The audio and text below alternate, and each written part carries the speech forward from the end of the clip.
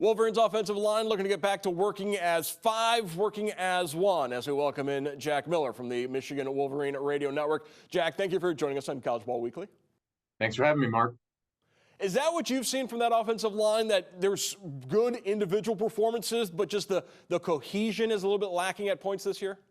Yeah, I do agree with that. I think that that everyone who's played up front has had moments where they look really good. There's been some really solid plays.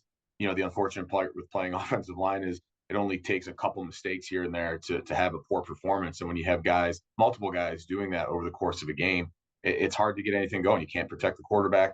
You can't run the ball effectively. And as we know, when Michigan hasn't been able to run the ball effectively, they haven't been able to do much at all on offense. And I think that is in large part due to the fact that the offensive line just really it hasn't been terrible, hasn't been bad. It just hasn't been good enough for what this Michigan team needs.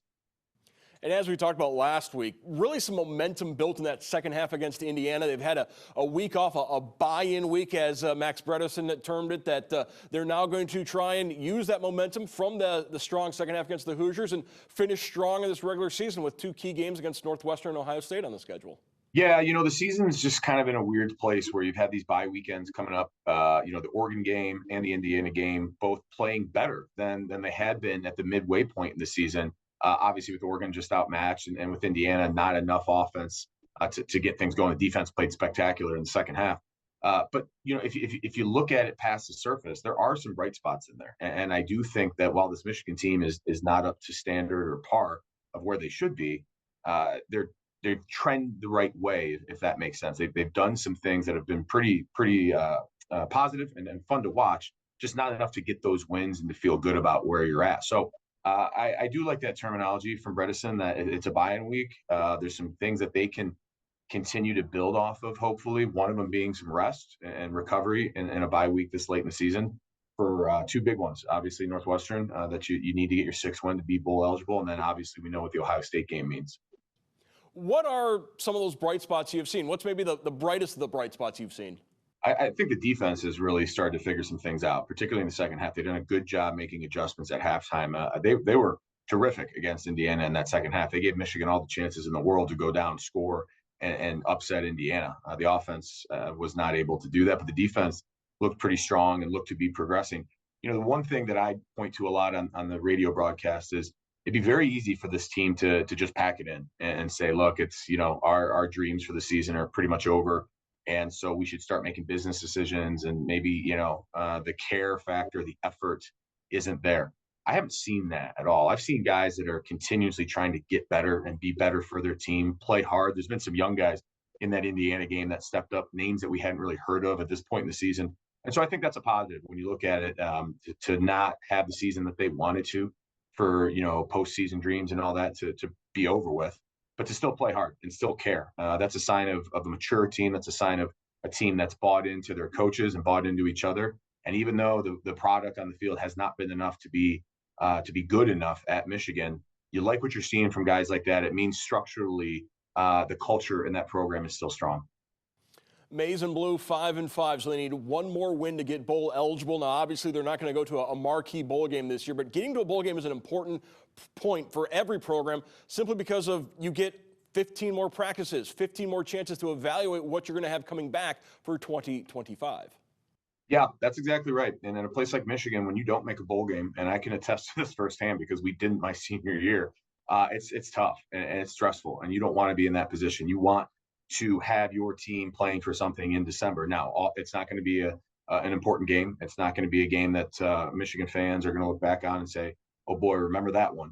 But it's important, and you're playing for pride. You're playing for each other. And at a place like Michigan, where like Coach Harbaugh used to say, tries to be transformational, not transactional. You only get so many opportunities to go strap on the pads with your teammates, with your brothers, and you want one more opportunity to do that. You don't want Ohio State to be the last game of this season, and for those seniors that they remember. You want to go to the postseason. You want to keep making your team better, have those extra practices, like you said, and hopefully end the season on a high note after an Ohio State game.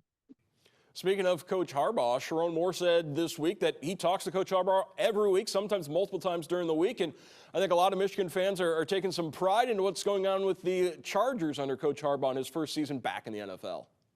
Well, it should come as no surprise. Jim Harbaugh is a terrific football coach. Even when things weren't working in Ann Arbor for a couple years, you never, doubted that the guy knew football and that the guy was a terrific head coach. He found the right assistants. They put together a incredible few years for the University of Michigan, and now they're doing the same thing in the NFL. And again, I'm not shocked to see that. Watching them last night on Sunday Night Football, you see all the interviews from the players in LA, and Coach Harbaugh, he is who he is. But the one thing that he is, and you can never take away from him, is he's genuine and he's authentic. And man, do players really like to play for guys like that. And even in the NFL, it seems to be working. Wolverines taking on Northwestern on a Saturday. The Wildcats, we know the line when it comes to Northwestern. They're going to be a tough, physical, well-coached team. We saw that particularly in the first quarter and a half against Ohio State last week. So a Northwestern team that has struggled this year as well, but Michigan certainly won't take them lightly and shouldn't take them lightly. No, I completely agree. Watching that game last weekend against Ohio State, they get out to a 7-0 lead, and then they're almost a strip sack fumble away from getting the ball back in Ohio State territory and threatening to go up by 2 scores. That doesn't happen. Ohio State marches down the field and does what Ohio State does, which is they can just score and be very explosive. But this Northwestern team played with a lot of passion in that game. You said it. They're always very well coached. They're tough. They're disciplined. It's a smart team, obviously. And they're going to give you their all. There's no doubt about that. They're going to come into the big house, try to ruin senior day for the Wolverines, who have, historically always had their number. And they're going to play tough, physical football. Michigan's going to have to play their best version of it to stay on top and get that 6th win. Senior day for Michigan as those seniors look for their 51st win of their careers and, most importantly, get the bowl eligibility for their final year. I want to thank our guest, Jack Miller from the Michigan Wolverine Radio Network, for joining us. Thank you, Jack. Thank you, Mark. Go Blue.